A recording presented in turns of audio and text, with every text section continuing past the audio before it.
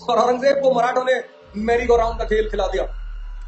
ये पश्चिम भागता था, वो पश्चिम से, वो उत्तर से मारते थे, ये उत्तर भागता था, वो दक्षिण से मारते थे। जिंजी का घेरा डाला, सब लिखा हुआ है इसमें, जिंजी का घेरा डाला, 18 महीना घेरा चलता रहा, राजा राम निकल गया।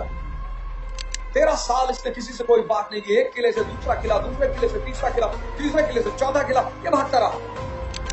कुछ बातें औरंगजेब की ऐसी है ना जो ये साबित करती है कि एक एवरेज जो मन होता है वो भी नहीं था उस आदमी का।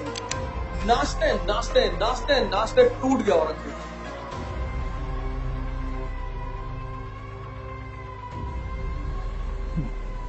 जय हिंद फ्रेंड्स।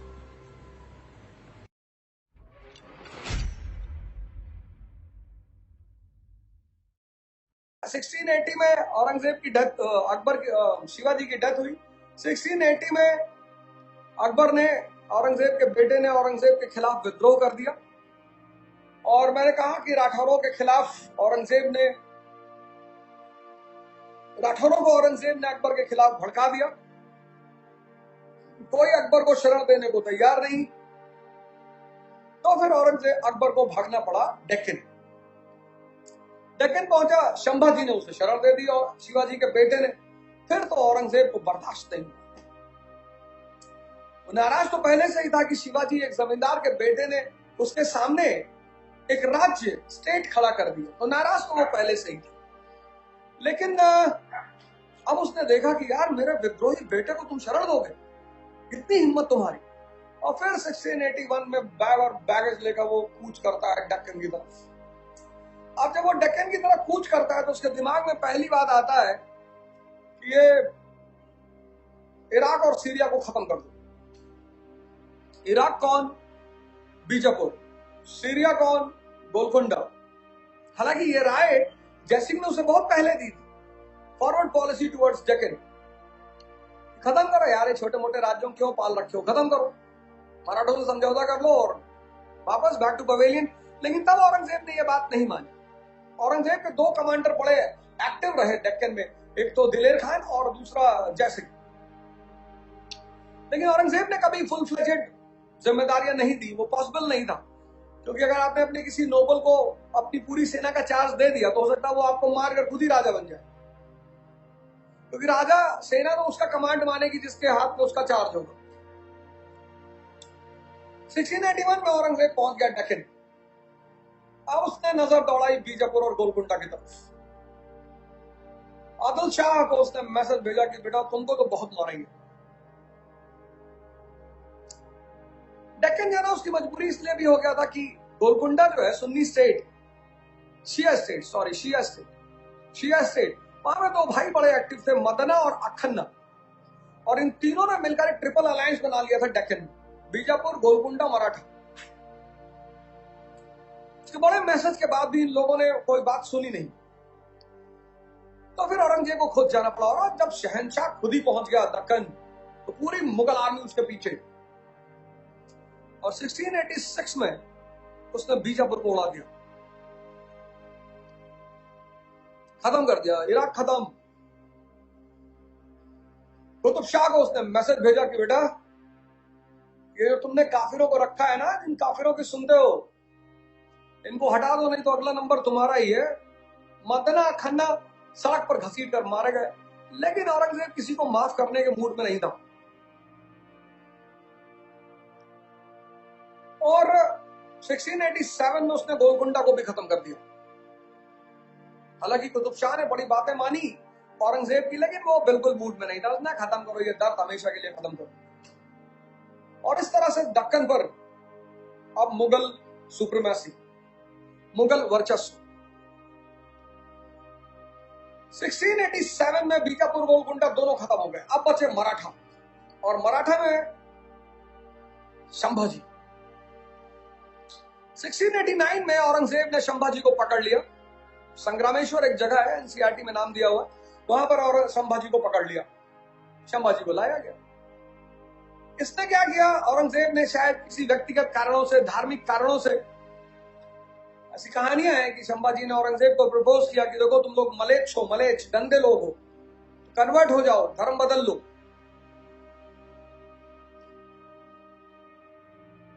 ये बात अगर उसने अकबर से कही होती तो एक बार अकबर माफ भी कर देता, समझा हुआ आदमी था, सुलझा हुआ आदमी था। लेकिन अगर आप ये बात औरंगजेब से कह रहे हो, औरंगजेब ने संभाजी की हत्या करवा दी,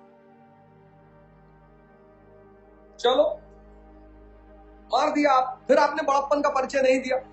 आप पोरस की तरह, सिकंदर ने जैसे पोरस को छोड़ा था, आप छोड़ देते, समझौता कर लेते, समझाते हैं कि बेटा देखो तुम्हारे अब्बा हमारे, ठीक है दुश्मनी थी भाई। रामाधीर सिंह ने गैंग्स ऑफ वासेपुर में फैजल को समझाने की कोशिश की कि नहीं? आपने देखा ना gangs of Wasseypur part 2, Ramadhir Singh बुलाते हैं फैजल को कि देखो फैजल हमारा तुम्हारा कोई दुश्मनी है नहीं। तो कहता है कि आपने हमारे अब्बा को काहे मारा? तो बोला अगर हम नहीं मारते तो वो हमको मार देते। और कौन मरना चाहता है? क्या समझदारी का बात करता है रामाधीर सिंह। कहता जब तक इस दुनिया में सिनेमा है, मूवी, तब तक लोग बनते रहेंगे। कहता वासेपुर तुम्हारा, कमाओ। वही बात औरंगजेब को भी करनी चाहिए थी। संभाजी को बुलाता कि देखो बेटा तुम्हारे अब्बा से दुश्मनी चल रही थी, लेकिन चलो कोई बात नहीं, मराठावाड़ तुम्हारा और दिल्ली हमारा, हो जाता सारा समझौता।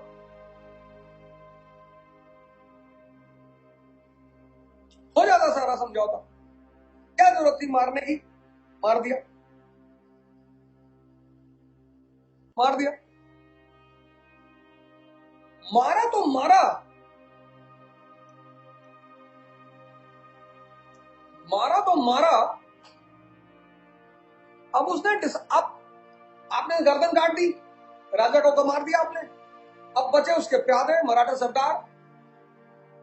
अब किससे किससे लड़ोगे? चेस के गेम में और मोनार्की के गेम में कौन सबसे इंपॉर्टेंट? राजा। आपने दूसरी चाल में राजा को चेक एंड मेट कर दिया, खेल खत्म। आप कह रहे नहीं अभी प्यादों को भी मैं मारूंगा। कुछ बातें औरंगजेब की ऐसी है ना जो ये साबित करती हैं कि एक एवरेज जो मन होता है वो भी नहीं था उस आदमी के अंदर। या तो वो आदमी बहुत परेशान था, या तो वो आदमी बहुत दुखी था। एवरेज जो समझदारी होती है, एक राजा, इतने बड़े साम्राज्य के आप मालिक हैं, इतना बड़ा साम्राज्य है आपका, राजा मर चुका है, आप किससे लड़ोगे? तुमने चेक एंड मेट दे दिया, करो ना हम तो खेलेंगे, मैं सारे मराठों के किलों को कब्जा करूंगा। फिर वो संभाजी का भाई था राजाराम, उसने अपने आप को राजा घोषित कर दिया, इसने सीज किया सतारा को, राजाराम को भागना पड़ा, राजाराम ने जिंजी में शरण ले ली।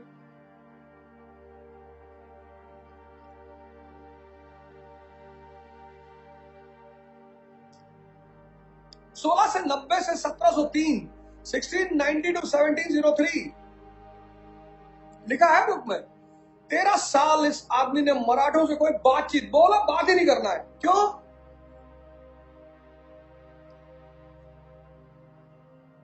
मराठों को मजा आने लगा। ये पूरब की तरफ भागता था किले पे कब्जे करने के लिए, वो पश्चिम से पत्थर मारते थे, टरेन तो टफ थी। ये पश्चिम भागता था, वो पश्चिम से, वो उत्तर से मारते थे। ये उत्तर भागता था, वो दक्षिण से मारते थे।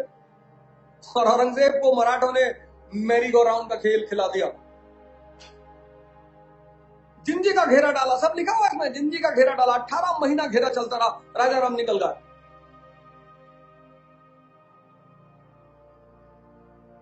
टूट गया औरंगजेब, नाचते नाचते नाचते नाचते टूट गया औरंगजेब। समझाने वाला कोई था नहीं, सबको पता था यार को पता नहीं कौन सी बात इस आदमी को बुरा लग जाए, और जो समझाने वाले थे उनको कुछ समझ में आता ही नहीं था।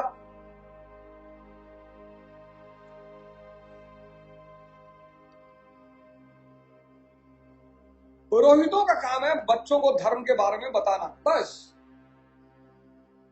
पुरोहित भी जरूरी है। बच्चा मंदिर जाएगा, देखेगा चीजों को, क्वेश्चन करेगा, पुरोहित बताएगा तो अभी भगवान है ये। बच्चा मस्जिद जाएगा, जाना ही चाहिए, वहां सवाल करेगा, सजदा क्यों करना चाहिए, अल्लाह कौन है, पूछना चाहिए उसे। और जागृत पुरुषों का काम है, इसीलिए तो भारत, बार बार कहता हूं, भारत मतलब ज्ञान। कुछ नहीं होगा भारत का। इंडिया को थोड़ा बहुत सामना करना पड़ेगा कष्टों का, भारत का कुछ भी नहीं होगा। कोरोना आया है, भारत को कुछ भी नहीं होगा। भारत मतलब ज्ञान। जो भी इस देश में ज्ञान से जुड़ा हुआ है, ज्ञान के रास्ते पर चल रहा है, इसीलिए वो देखो सिंध और पंजाब अलग होकर पाकिस्तान बन गए, खत्म हो गए। इनको तो बर्बाद होना ही था, क्योंकि ये भारत से कट गए, इंडिया से कटकर ये कट गए। इंडिया से कटकर जी लेते। भारत, कश्मीर, पंजाब, सिंध, ये सब भारत है। बांग्लादेश, यहां की संस्कृति भारतीय है। भारत मतलब ज्ञान, संतों की संस्कृति, सूफियों की संस्कृति। और संतों का, सूफियों का एक ही काम है, परिवर्तन, व्यक्ति के जीवन में क्रांति।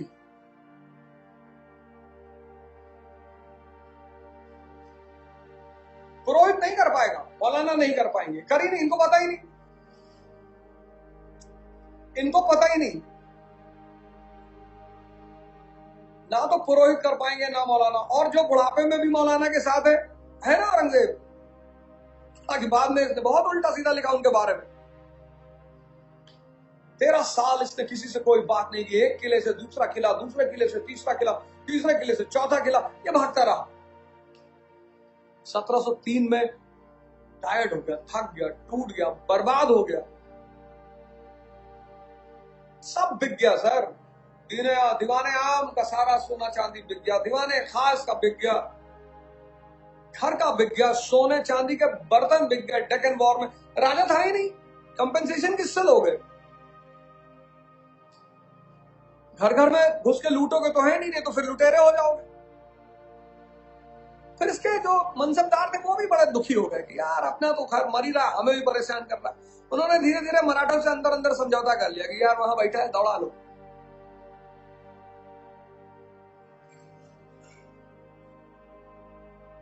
सत्रह सौ तीन में कहीं से अकल आई इसको, थोड़ी सी आई कहीं से, तो मैंने वो अभी आपको सुनाया। इसने मन बनाया कि नहीं, मैं शाहू को छोड़ दूंगा, उसकी मां को छोड़ दूंगा, मैं शाहू को मराठा स्वराज भी दे दूंगा। मैंने कहा ना 70 मराठा सरदार आ गए, 70 मराठा सरदार पहुंच गए कि लाओ चलो समझौता हो जाए। अंतिम समय पे इसने मामले को रद्द कर दिया,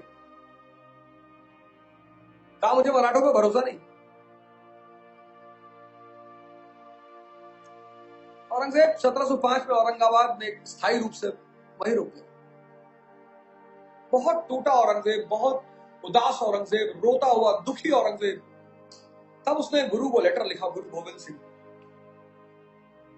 उनसे कहा आप आइए, मुझे आपसे मिलना है। ये बड़ा अच्छा कदम उठाया उसने। उसे भारत की याद आई, तब ज्ञान की याद आई कि यार कहीं ना कहीं कोई तो गड़बड़ चल रही है यार, मैं क्यों परेशान हूं। शुरुआत से गद्दी पर बैठा भाई से लड़ता रहा, जाटों से लड़ता रहा, मराठों से लड़ता रहा, सत्ता। आखिर ऐसा क्या है कि लोग मुझसे इतना नाराज हैं?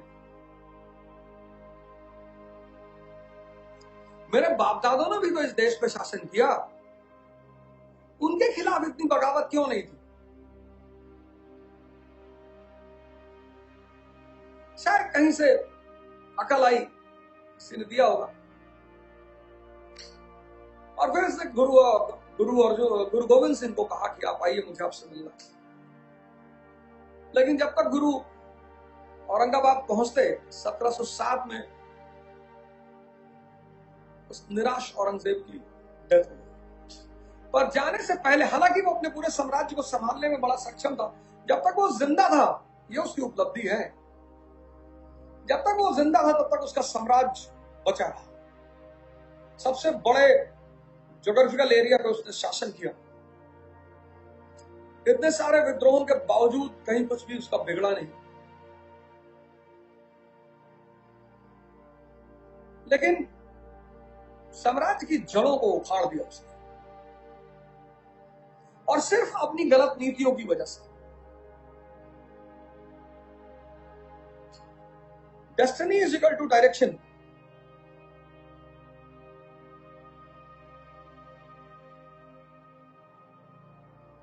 Destiny is equal to direction. दिशा अगर सही नहीं है तो कुछ भी नहीं होगा।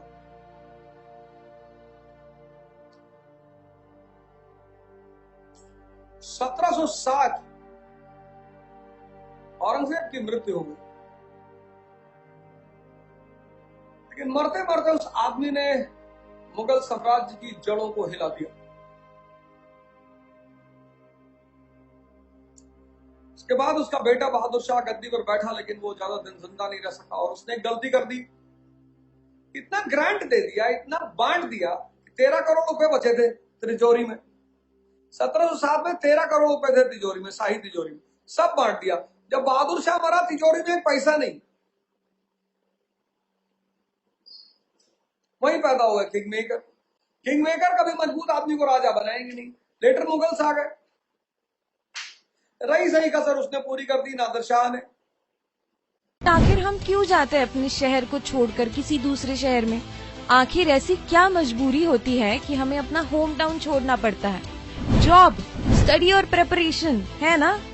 ऐसे में यूपीएससी की प्रिपरेशन करने वालों को अब पुणे छोड़कर नहीं जाना पड़ेगा, क्योंकि इकरा IAS आ गए हैं अब अपने सदाशिवपेट पुणे में, जहां पर यूपीएससी के लिए है बेस्ट फैकल्टीज फ्रॉम दिल्ली, जहां ओझा सर की गाइडेंस में यूपीएससी की बेस्ट प्रिपरेशन होती है। तो और क्या चाहिए? NCERT बेसिक्स और GS बैच के लिए, वर्किंग एस्पायरेंट्स के लिए रेगुलर और weekend new offline batches start हो रही है 15 जुलाई से। अगर आप इकरा IAS का फ्री डेमो लेना चाहते हैं तो कॉल कर सकते हैं 9823256625 पर, या विजिट कर सकते हैं www.iqrais.com पर। एक बार फुल एड्रेस बता देती हूँ। इकरा IAS about notebook hub, Tilak road, Sadashivpet, Pune.